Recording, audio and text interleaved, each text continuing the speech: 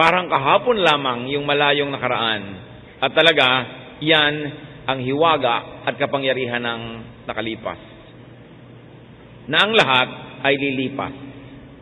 Yung tinatanaw mo pa lang sa malayo, darating yon, sandali mo lang na makakaharap, tapos habang panahon na siyang lipas. Tapos na. Minsan may anniversary, may birthday, may kasalan, ang tagal mo pinaghahandaan, halos hindi mo naramdamang dumating at pagkatapos, aalalahanin mo na lang at gugunitain habang panahon. Yun yung nakaraan. Tapos na. And what about the future? Yung darating pa lang. But the past, the present, and the future are actually all one. The past, the present, and the future are all happening at the same time as far as timeless God is concerned. Meron lang tayong ngayon kasi tayo nasa katawan, nasa lupa. Pero sa eternity, wala naman talagang lumipas. Walang nakaraan. Ang lahat ay ongoing present. It is only our position, our point of view that divides time into such segments as future, present, and past. God is timeless. The Spirit is timeless. Spirituality is timeless. At pag nakalaya ng ating katawan sa lupang, ang ating espiritu sa lupang katawang ito, lalo nating maunawa ang ibig sabihin ng timelessness. Ganun pala. Sandali lang ang hawak mong panahon. Dapat habang kaharap mo't hawak yon, dapat mong matutunan ang dapat matutunan, dapat mong ma-enjoy ang dapat ma-enjoy, dapat mong gawin ang dapat gawin. Kasi pag tapos na, tapos na. Let's take a look at enjoying the times of your life. Time cannot be stopped, time cannot be controlled. So you might as well ride the times and enjoy the times. What to do with the times and periods of one's life? Kung minsan ka lang maging bata, anong dapat mong gawin? Kung minsan ka lang maging kabataan or youth, anong dapat mong gawin? Minsan ka rin lang namang tumanda, tapos haharap ka na sa Panginoon, anong dapat mangyari? How do you enjoy God's gift of time? Live in the present. Ang mga taong mga pinakamasasaya, pinakamakabuluhan ang panahon, yung nabubuhay sa ngayon. Sa kasalukuyan. Because it's only the present, it is only the now that you really have. Tapos na ang kahapon, wala pa ang bukas. Yung ngayon lang ang meron ka. So focus on the present challenges of life. Matthew 6:34, therefore do not worry about tomorrow, for tomorrow will worry about itself. And if I may add, when it comes. Each day has enough trouble of its own. Maraming ligaya, maraming kapayapaan, maraming kagalakan ang nananakaw sa atin pagka yung ngayon inubos natin sa pag-aalala tungkol sa bukas. At alam niyo ni Jesus, kaya sabi niya, huwag nga kayong mag-alala tungkol sa bukas. Yung bukas darating at aalalahanin niya ang sarili niya pag nandiyan na siya. Ang isipin niyo lang yung ngayon. Sapagkat yung ngayon, sapat na ang dami ng challenges niyan na dapat niyong harapin. At dahil yan ay ngayon, alam din ng Diyos ang ibinigay niyang kapangyarihan sa atin, sapat para harapin ang problema ngayon. Kaya tayo nangihina, kaya tayo pa na nawawala ng lakas ng loob, kaya tayo nagiging malungkot, maalalahanin, yung lakas na kasyang-kasya para sa mga dapat gawin at mga problema ng ngayon, hinahati natin. Yung lakas na pang ngayon, yung kalahati, inuubos natin sa mga problemang darating pa na ini-imagine natin at inuubos din natin sa problema ngayon ay nandito na. At kadalasan, yung lakas na pang problema ngayon, inuubos pa rin natin sa mga bagay na nakalipas na wala ka nang pwedeng gawin. Nagmumukha tuloy kulang ang pagpapala ng Diyos. Nagmumukhang kulang ang lakas na ibinibigay niya. Kasi naman kung binigyan ka ng pagkain para ngayon, ayaw mong kainin yung kalahati, dahil mo para yan bukas. Di kulang ka. So niya, pagdating ng bukas, may pagkain para bukas. Yung ngayon para ngayon. Kaya sa Israel, nung umuulan ng pagkain sa disyerto, ang bili ng Panginoon, kumuha lang kayo nung kailangan nyo ngayon. Bukas uulan uli ng mana. Yung mga sigurista, nagtago ng sobra sa kailangan nila, nabulok, inuod. Kasi sabi ng Panginoon, ba't kayo nag-iipon para bukas? Bukas, uulan uli. Ang kolektahin nyo lang yung kailangan nyo ngayon. When we expend our energies to troubles that are still imagined and are yet to come, which may not even come, we actually divide all the energies that should have been focused only on the challenges of today. But the only reality that you have, the only reality that you face and hold and see and hear is now. Ano ibig nating sabihin? Hindi na totoo ang kahapon. Wala na siya. Kumisan lagi kang pinagmumultuhan ng kahapon kasi lagi mo siyang hinuhukay mula sa libingan. Pero ang totoo, wala na siya. Kaya nga kumisan laging pag may mga party, lalo na yung medyo may edad, ang tugtog lagi yung nung panahon nila. Bakit lagi ganyan ang tugtog nyo? Sometimes nagrereklamo ako pag inimbita ko ng mga church groups at ang tugtog 70s, 60s. Hindi naman masama. Kasi kung marami pang ibang tugtog, may tugtog ngayon. Alang sa lagay, puwera na kayo sa tugtog ngayon. Ang lagi niyo lang hahawakan yung Beatles. Ang lagi niyo lang hahawakan, Carpenters. Lagi na lang yung stylistics, yung mga nakaraan. Wala na bang nangyari sa ibang buhay nyo? Wala na kayong titingnan kundi nakaraan. Nakapako ka, sayang. Kasi binigyan ka na ng pagkakataon maging teenager noong 70s. O tapos na yon. 70 years old ka na ngayon, o 80 o 60. May tugtog pa rin ngayon. Pagka pumuwera ka doon, nabubuhay ka sa kahapon. Yung ngayon, ang tangi mong hawak. Make, accept and reject choices that can still be made. That's what we do today. Ngayon, may kapangyarihan ka pa kapatid na magpasya. Ito ba ang gagawin ko o hindi? Siya ba ang papakasalan ko o iba? Doon ba ako titira o hindi? Yun ang pag-ubusan nyo na ngayon ng panahon, yung paggawa ng choice. Yung choices nyo dati na mali, tama na. Kahit pa kayo mangisay, napili nyo na yun noon, nagkamali na. Dapat na lang maalala yung lesson, then move on. Focus on what's in your hands now. Done choices are done. Choices still to be made can still be made. At present, you are still in control. And that's the beauty of the present. Hawak mo pa. May kaharap kang asawa mo o kaibigan mo, nagtatalo kayo, hawak mo pa kung ang pagtatalo na yan, ang uuwian ay pagkakasundo o pag-aaway. Hawak mo. Huwag mong sayangin. Gumawa ka ng tamang choice. So do what's doable now and avoid what's avoidable now. Sabi nila, don't cry over spilled milk. Yung lumigwak, natapo na, kalimutan na.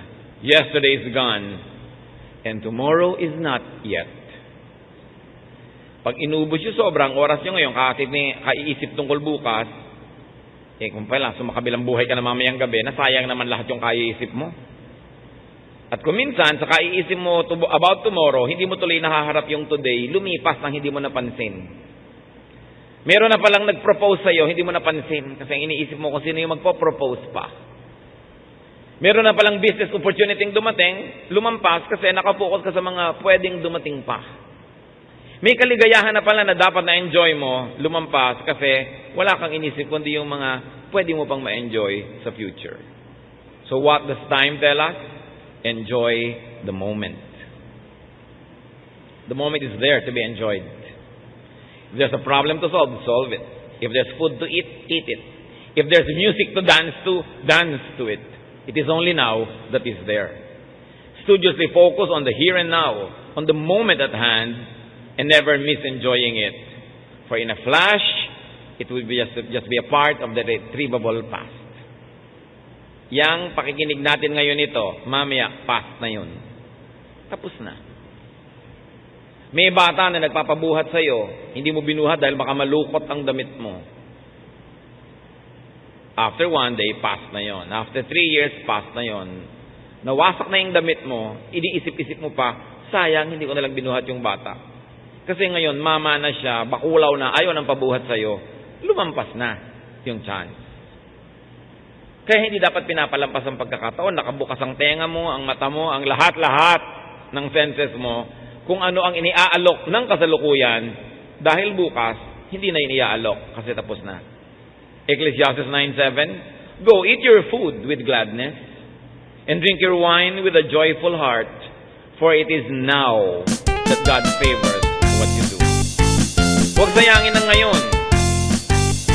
Magkasama kayo ng mahal mo sa buhay. Huwag mong awayin. Huwag mong pahabain ng tampo. Kasi mamaya, tapos na yung moment na yon. Sayang. Kaya kung may kasama kang mahal mo sa buhay, gusto mo mag-inarte at kung ano-ano pa, ang sasabihin mo, teka, sasayangin ko ba tong moment na to? Sayang, Kodak moment. Diba? Sayang.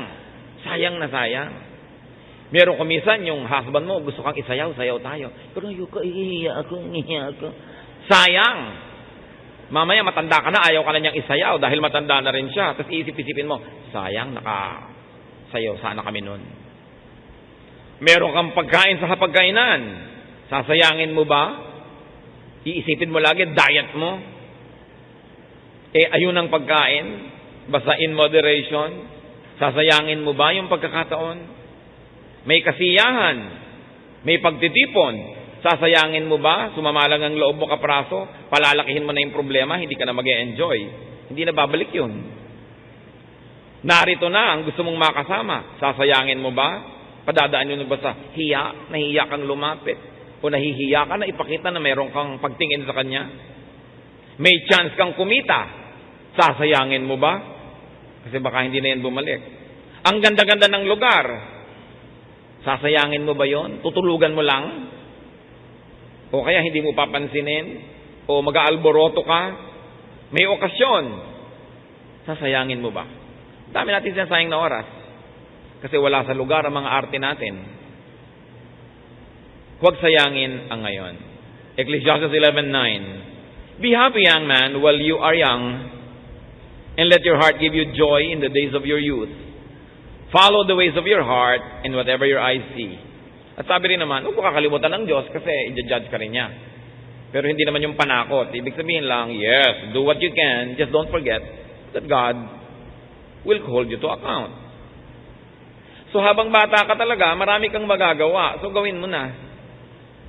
Kung minsan, merong mga sobrang scholars, nag-aaral ng college or high school, talagang walang inatupag kundi magka-grade na mataas. Pero hindi na nakasali sa play, hindi na nakasali sa chorus, hindi na nakasali sa cheering squad. Puro yun na lang inatupag. Hindi naman yun masama, pero hindi lang yun ang buong buhay. Hindi naman kung mo ibig sabihin, valedictorian ka o salutatorian o first honor. Hindi naman ibig sabihin, pagdating ng panahon, ikaw yung yayaman dyan. Hindi naman ibig sabihin, ikaw yung magiging may-ari ng kumpanya. Although hindi yun masama, don't get me wrong. Pero maraming ini-offer ang panahon. Dapat, lahat yun, tikman mo, gawin mo, basta't hindi masama. Kasi minsan ka lang maging bata. At tayo naman may mga edad na, payagan natin ang mga bata na maging bata. Bata malikot. Huwag mong itali sa upuan. Pagtanda mo, you have all the time to be in the wheelchair. Diba? So, habang nakakagalaw ka pa, gumalaw ka na. Kuminsan, makikita mo sa ibang bansa, ang dami naglalakbay, yung mga may edad na. Siguro, retirement money or lifetime savings. Pero hindi na makaakyat ang 3 baitang ng hagdan. Kung may pagkakataon kayo, habang bata kayo, mag-tour na kayo. Iba naman siyempre, nakikita mo pa, kaysa, anong nakikita mo? Magandang tanawin. Kasi hindi mo na rin makita. Dumadating siyempre ang paglabo ng mata, panghina ng tuhod. Kaya may tamang oras para doon. Doon ang mananahimik, doon ang mga pagbubulay-bulay. Habang bata ka, be active. Huwag sayangin. Isaiah 22:13, let us eat and drink, you say, for tomorrow we die. May katotohanan naman. Kaya lang, hindi naman talaga ang gagawin mo, kumain ka na lang magsaya dahil mamamatay ka. Kasi dapat din, gumawa ka ng mabuti, mamunga ka bago ka mamatay. Pero alam nyo, kung walang kwenta sa inyo ang buhay, and you are destined to die, do not die ahead of time. Why? Because you have plenty of time to be dead. Ang dami nun. So huwag niyong agahan. Huwag kayong magpakamatay. Madadali lang. Ang haba-haba naman ang kamatayan. So, mabuhay muna kayo habang buhay pa.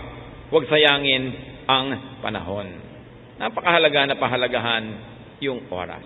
Enjoy what's available, what's attainable, what's present. Forgo what's not available. Isa pang sayang sa paggamit ng panahon, may pagkain sa hapag, Hindi yun ang gusto mong kainin, so hindi mo yung kakainin, so sayang naman, yun ang meron. Yun ang available. Huwag mong palampasin. Yung hindi mo makamit ngayon, huwag mo na masyadong kamitin, kasi mabibigo ka lang, at kadalasan, makakalimutan mo kung ano yung nandyan naman. Hebrews 13:5, be content with what you have.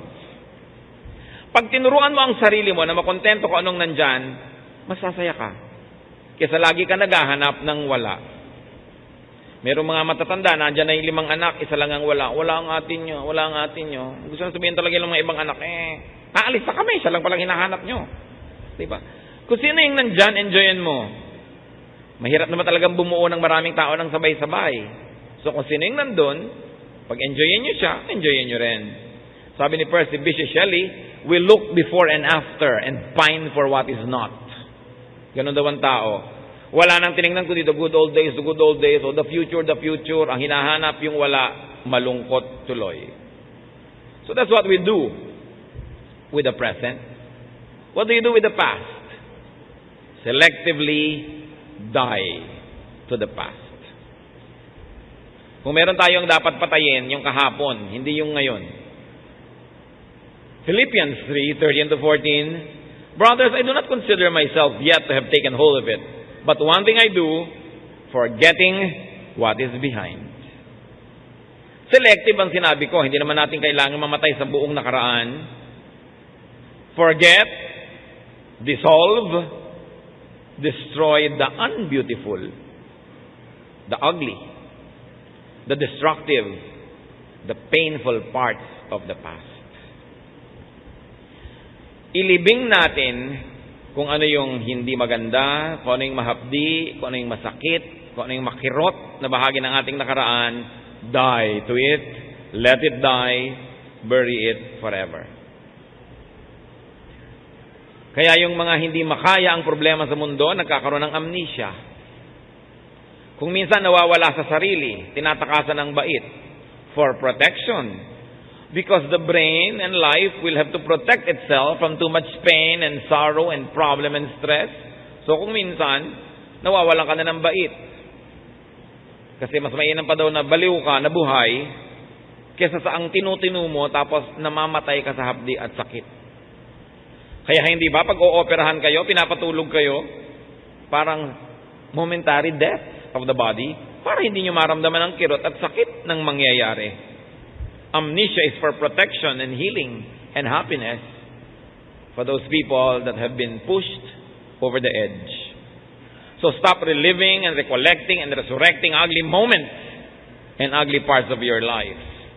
Isang napakalaking pagsasayang ng panahon, yung ubusin mo yung ngayon para magdrama ka sa nangyari na kahapon na hindi mo na ibabalik, pero naalala mo, napapaiyak ka, nalulungkot ka, nagagalit ka, namumuhi ka, ayaw mo yung buhay, bakit mo pinahirapan na yung sarili?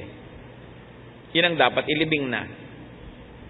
Minsan ka nang nahirapan nun, tuwing ginugunita mo ngayon, nahihirapan ka uli. So sinong nagpapahirap sa sarili mo kundi ikaw? Kaya dapat ang ginugunita na lang natin tungkol sa nakaraan, lessons learned, pleasant memories. Pero huwag mo nang alalahanin, ilibing mo na hindi ka napag-aral ng tatay mo, inapi ka ng stepmother mo noon, kinurot-kurot ka ng tita mo nung maliit ka pa, lagi ka nalang taga-sibak ng kahoy, taga-igib, taga-laba, taga-plancha, inalila ka ng lahat. O pwedeng totoo, pero anong mapapala mo na laging gunitain yun? Para ka magalit, para ka lumungkot. Samantalang kahit man maraming hirap ang nakaraan natin, marami ring ganda at saya. Piliin mo na lang yun at yun na lang gunitain mo kung gusto mong magdramang bukid. Sasaya ka. Any memory that makes you frown or cry or cringe, you must forget forever. Ang Panginoong Diyos, ganon din ang paraan. Isaiah 65:17, behold, I will create new heavens and a new earth. The former things will not be remembered, nor will they come to mind. Yan daw ang talagang final salvation of the people of God. Ililikha tayo ng bagong lupa, bagong langit, bagong syudad, a new Jerusalem, a new earth. Bakit? Kaya nawasak na yung earth natin, pinapangit na natin ang konsepto ng relasyon natin sa Diyos. Kaya ang sabi ni Lord, you must be born again. How can you be born again? First, you must die. Because if you don't die, you cannot be born again. So you die to your old self, you die to your sins, you die to your past. Kaya ang sabi ng 2 Corinthians 5:17, if anyone is in Christ, he is a new creation. Sabi, sobrang pangit na yung nakaraan, hindi na pwedeng repair. Hindi na pwedeng tagpi-tagpi. Limutin natin, tunawin natin, durugin natin, ilibing natin, at babangon kang muli isang bagong tao. At yun ang napakagandang pag-asa sa pamamagitan ng ating Panginoong Hesus. Lahat ng pangit, lahat ng mahirap, lahat ng masakit, lahat ng kasalanan at marumi na naging bahagi na ng ating pagkatao, pwedeng linisin pag nanalig ka kay Hesus. Yun ang sinisimbolize ng baptism. That when you are immersed in water, para kang inilibing, and when you rise, you are a new creation. Pero maraming Kristiyano, nabubuhay pa rin sa nakaraan kasi inaalala pa nila. O kaya binabalikan. Sinabi na nga sa Bible, the dog returns to its own vomit. Naisuka mo na, kakainin mo na naman. Di ba ganun ang ginagawa ng mga aso minsan? So sa buhay natin, tinakwil na natin ito, tinalikuran na natin, ano't binabalikan? So bumabalik yung sumpa, bumabalik yung problema. Revelation 21:4, He will wipe every tear from their eyes. There will be no more death or mourning or crying or pain, for the old order of things has passed away. Pagdating daw nung panahon na tayong lahat ay kapiling na ng Diyos, papahirin niya ang luha mula sa ating mga mata, wala ng kamatayan o pagluluksa, pagluha o mga sakit, sapagkat iibahin na lahat ng Diyos. So yung sinasabi nating, bury your past, kalimutan mo yun, hindi in escapism. It's God's way. Kailangan nating pakinabangan yung pamamaraan na yun ng Diyos. May dati kang galit, ilibing mo na yan. Tama na. Alam nga naman yung may family reunion, nakikita mo yung kapatid mo, maaalala mo lagi na tuwing kasalan siya ang maid of honor at ikaw yung maid of horror. Sige, alalahanin mo, pero sasaya ka ba? Maaalala mo lagi na siya lagi yung sponsor ng mga ROTC. Kasi kayo yung tagadala ng payong dahil baka umulan, mabasa siya. Yung mga inggitan ng mga magkakapatid nung araw, kuminsan dala-dala yan hanggang pagtanda. Kaya maraming away ang sumasabog pag may family reunion. Kasi biglang yung lahat ng galit na tinimpi ng kaya tagal-tagal, nagkakasama kayo in one single time and space. What will happen? It will become ugly. Kaya ang sabi ni Lord, forget. Forgive. Hindi para tayo ipatalo o ipakawawa. Kasi alam ng Diyos, yun lang ang tanging paraan para makagraduate ka sa mga hirap ng nakaraan. Magpatawad ka na, lumimot ka na, dahil may ngayon pa. May bukas pa. Ngayon, kung yung ngayon at bukas, uubusin mo kakadrama tungkol kahapon, humahaba ang epekto sa iyo nung kahapon. To the point that the pains of yesterday will become the pain of now and the pain of tomorrow, talo ka. God's cure for the wounds of the past, erase, sabi niya, delete, create your new realities. So stay grounded on and rooted in the beautiful, the pleasant and the good parts of the past. Philippians 4:8, whatever is true, noble, right, pure, lovely, admirable, if anything is excellent or praiseworthy, think about such things. So pag naaalala mo na naman na naapi ka nung araw sa school kasi wala kang damit, wala kang bag, alalahanin mo yung Philippians 4:8, noble ba yan? Pure, praiseworthy, excellent. Hindi, pwes, huwag yan na isipin mo. Think about nice things. Mga kapatid, kung ano ang iniisip nyo, yun ang magiging realidad nyo. Sabi nila, it's all in the mind. Ang laki ng katotohanan nun. Hawak mo ang kamay ng asawa mo, nag-e-enjoy kayo sa isang magandang biyahe, isipin mo na bigla siyang kinakain ng isang maligno. At unti-unti siyang nawawala sa hawak mo, tinaagaw siya ng mga demonyo. Hindi ba kahit hawak na hawak mo siya nandun, kakabahan ka, matatakot ka? Kasi nasa isip mo eh. Secure na secure ka sa bahay nyo, pero iniisip nyo, baka bukas mag-tsunami, lumubog kayo, baka lumindol, gumuho ka, kung ano-ano. Pero andun ka, hindi yun nangyayari. Pero kakabahan ka rin. Natatakot ka. Wala yung asawa mo, nasa malayo. Iniisip mo, nasa kandungan ng iba. May kasiping na 5. Kahit ang totoo, nandun siya, iniisip ka't nakatingin sa litrato mo, mag-iinit ang tenga mo, tatahip ang dibdib mo, kakabahan ka. Kasi ang realidad, hindi yung tunay na nangyayari. Ang realidad, yung nasa loob ng isip mo. Kaya ang tunay na taong nagdidisiplina sa sarili, dinidisiplina ang isip. O ayan, nag-iisip ka na naman ng kamatayan, tigilan ng pag-iisip dyan. O ayan, iniisip mo na naman, mauubos ang tubig sa mundo. Ang solusyon mo, may mag-rate sa Canada kasi maraming lake. Hindi ka naman magka-visa. So, namang problema ka. Problema ng Diyos kung paano papaulanin, kung paano. Problema niya kasi hindi mo naman kaya eh. Kaya ang sabi sa Romans, be changed by the renewing of your mind. Be transformed by the renewing of the way you think. Pag lagi kang nagsususpecha sa kapwa, wala kang katahimikan. Pag lagi kang nag-iisip ng problema, naguguluhan ka. Ano ang realidad mo ngayon? Ngayon mismo, may kinakain ka, may iniinom ka, yun ang enjoyin mo. Tutunan mo na pasalamatan ng Diyos doon at piliin mo kung saan ifo-focus ang iyong isip. Kasi kung saan nakafocus ang iyong isip, dinadala yung buong pagkatao mo. It's all in the mind. It's not completely true, but there's a lot of truth in it. So you create your reality. Kaya di ba ang tinasabi ng iba, o pagka magulo, ang ingay-ingay, pumikit ka, isipin mong nasa isa kang tahimik na pulo. Halos marinig mo ang lawiswis ng kawayan at halos maramdaman mo sa iyong paa yung mga alon. Kasi nasa isip mo eh. Dinidisiplina ang isip.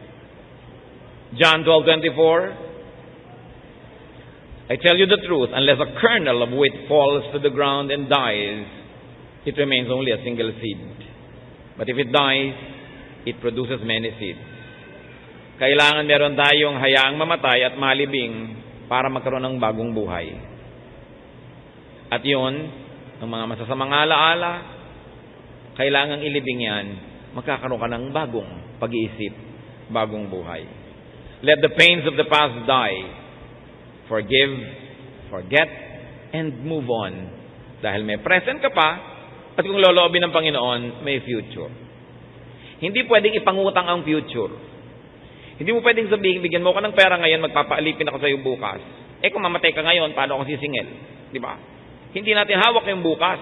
Hindi yan pwedeng gamitin. Ang pwede mo lang gamitin yung ngayon. But of course, you prepare for the future.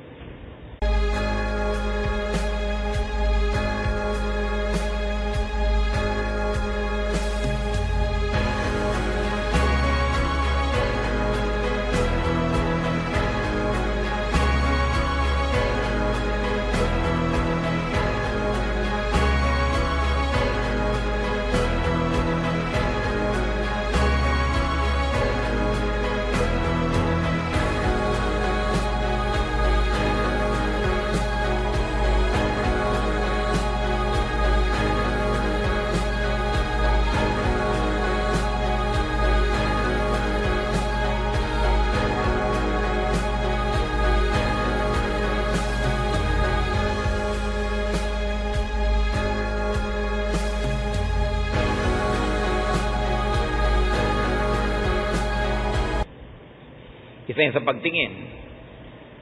You live in the present, you die to the past, and you prepare for the future. Laging merong ipinapanganak, may tumatanda at may namamatay any moment. Ganun talaga yung buhay. Kahit sa sarili mo ngayon, nabuhay ka ng matagal, kung may tumira sa yung bulate, batang-bata pa yung bulate, pero kung ilang linggo lang, tatanda na yun, mamamatay na uli yun, ikaw buhay pa. May buhok ka na nalalagas, may tumutubo, mayroong kalagitnaan. At any moment, something is dying, something's being born, and something is growing, developing in you, in your life, around you. Kaya sa ating mga community, may pinapanganak na bata, may tumatanda na tao, at may namamatay sa kabilang bahay. It's part of life. So in us, we allow new ideas to be born, we let them gestate, and we let them develop, and then we say goodbye to all the ideas. Let's not be too sentimental about the past. The past is past because it's past. Therefore, tapos na yun. Plant seeds and seedlings. Invest, save, and plan for the future. while you are enjoying the present. Pag naman puro investment, saving, planning ang ginawa mo, hindi ka na nabuhay sa kasalukuyan, lugi ka rin. Sabi sa Bible, tonight, your soul is extracted from you. So what will happen? Ecclesiastes 11:1-2. Cast your bread upon the waters, for after many days you will find it again. Give portions to 7, yes to 8, for you do not know what disaster may come upon the land. Said another way, mag-invest ka. Pag may itinanim ka, may tutubo. Kadalasan, hindi lagi. Magtanim ka ng marami. Kasi hindi mo alam kung alin sa mga itinanim mo ang magbubunga. Kung isa lang itinanim mo, bigla namatay, di wala na. So marami ka dapat itanim. So niya, give portions to 7, yes to 8. Maging mabuti ka sa maraming tao, hindi lang sa isa. Inaasahan mo yung isang yon, magiging mabuti rin sa'yo. Bigla siya namatay o nagtaksil. Kawawa ka naman. So sabi, kumuha ka ng mabuti sa marami. Hindi mo alam kung sinong tatanaw. Hindi mo alam kung sinong lilingon sa'yo. Magandang preparation. Pag nagawa mo na yon, nag-i-invest ka, nagtatrabaho ka, gumagawa ka ng mabuti, tulad ng woman of Proverbs 31, sabi sa verse 25, she can laugh at the days to come. Another version says, she can be cheerful about the future. Pag may tanim ka, may investment ka, may saving ka, may ginawa kang mabuti, you can rest. Kasi alam mo na at least isa doon mamumunga, meron kang aanihin. What should be done after each day? Kasi sa mga lumulubog na naman ng araw, ay gabi na pala. Yung mga nasa mga opisina na nakakasara yung mga building, ay gumabi na pala, hindi pa natin napansin. What do you do when each day ends? You kiss the day goodbye. You also kiss yesterday goodbye. Tapos na. Linggo na ng gabi, maglulunis na, goodbye. May Lunes uli bukas. Salamat nakahiram ng linggo o Lunes. Salamat nakahiram ng isang linggong pag-ibig. Mabuti naka-isang linggo ka, yung iba wala. No? Salamat nakahiram ka ng konting ligaya. At eto rin yun. Kung pagdurusa sa'yo yung Lunes, salamat, tapos na yung Lunes. Yun naman ang comfort natin na ang lahat ay natatapos. Kasi kung nasa hirap ka, syempre gusto mo matapos yung araw na yun. May utang ka, nagbabayad ka 3 taon, gusto mo nang matapos yung 3 taon na yun. Meron naman tinaningan ng buhay, 3 taon na lang, ayaw pa niyang lumakad yung 3 taon. Anong gagawin ng Diyos? Pareho sila nagdarasal. Yung isa, Diyos ko, huwag pa po. Yung isa naman, Diyos ko, sige na po. So what do you do? Ikaw na may gustong magbukas na, i-fast forward mo na yung bukas. Ikaw naman na ayaw mo pa, edi maglinger ka pa. Kaya tayo binigyan ng Diyos ng isip makapangyarihan ang isip. Nakakalikha ka ng realidad mo kung kailangan. Lalong-lalo kung yung realidad na kapaligid sa'yo, hindi bagay sa'yo at ayaw mo talaga, gumawa ka ng paraan. Close your eyes and make it reality. Nakikita nyo yung mga Kristiyano noon, kinakain ng leyon, sinusunog, pinaparusahan, pero pipikit ang mata at nakikita nila ang Panginoon, nalalampasan nila, maski sila sinusunog o kinakain ng leyon. Kasi merong ibang realidad, a spiritual reality in their hearts, in their minds. Habang buo ang iyong loob, malakas ang iyong pananalig, hindi ka kayang itumba ng anumang bagay. Pero kung hati ang loob mo, sira ang loob, wala kang pananalig, mabanayad na hangin lang ang dumaan, tumba ka na. Kaya napakahalagang project sa buhay, tibayan ang pananalig. Buuin ang loob. Hindi yung lagi ka na lang natatakot. Isaiah 43:18, forget the former things, do not dwell on the past. So empty your arms of the past so you can embrace today. Yan kumisan ng problema, nakayakap ka sa nakaraan, eto na yung present, hindi mo tuloy mayakap. Lumampas na, hindi mo na nayakap kahit kailan. Tapos siya ngayon nakahabul-habulin mo yung hindi mo nayakap. Buong panahon mo yung iniisip-isip, yun na naman bagong present, na-neglect mo na naman. Embrace today. Hebrews 3:13, but encourage one another daily, as long as it is called today. Live day by day. Hindi ka pwede week by week, month by month. We are only good for today. We do not hold the future, and the past is done. So plan, invite, welcome, and be ready for tomorrow. Because if the Lord blesses you with tomorrow, it will definitely come. Truth is, tomorrow will always come. We are just not sure if we'll be there when it comes. Ecclesiastes 11:6, sow your seed in the morning, and at evening let not your hands be idle, for you do not know which will succeed, whether this or that, or whether both will do equally well. In other words, don't put all of your eggs in one basket. Kailangan may konti ka dito, may konti ka ron. Hindi mo alam kung alin ang pagpapalain at kakasihan ng magbuting kapalaran. At pinapayo ko sa mga kapatid natin mga may business, lalo't sobrang nagkiklik yung business nila, kasi ko, huwag kayong matukso na lahat ng kinita nyo, i-reinvest nyo at i-roll nyo ng i-roll, i-reinvest nyo ng i-reinvest dahil kumikita. Dahil paano kung biglang dumating yung oras na iba ang trend, o kumikita yung zipper, ngayon, ang laki ng kita, so lahat ng kinita mo, ipinagpagawa mo pa ng more and more makina and pabrika ng zipper, biglang nauso yung velcro, aanin mo isang katerbang zipper sa buhay mo. Di inabutan ka ng aanin kung ito ngayon. Maraming ganon, yung sobrang nasisilaw sa kinikita ng negosyo, yung kinita na ilalagay pa uli doon. Hindi malang magtabi ng iba. Pag tuloy bumagsak yun, dala lahat. Kapag kayo ay kinakasihan ng grasya sa isang uri ng negosyo, magtabi kayo na kahit malugi ito o magsara, hindi na kayang bawiin ng kapalaran kasi naibukod nyo na. Don't put all of your eggs in one basket. You'll never know. But keep planting and doing good, and welcome tomorrow with cheerfulness. Because you know God's law, those who will plant will harvest. Manahimik kayo. Yung iba, paano kaya ako makakatiyak ng anak ko magiging mabuti ang ugali o magiging maayos? Sabi sa Bible, train up a child in the way he should go. When he is old, he will not depart from it. You cannot control the future, but you can control the childhood now.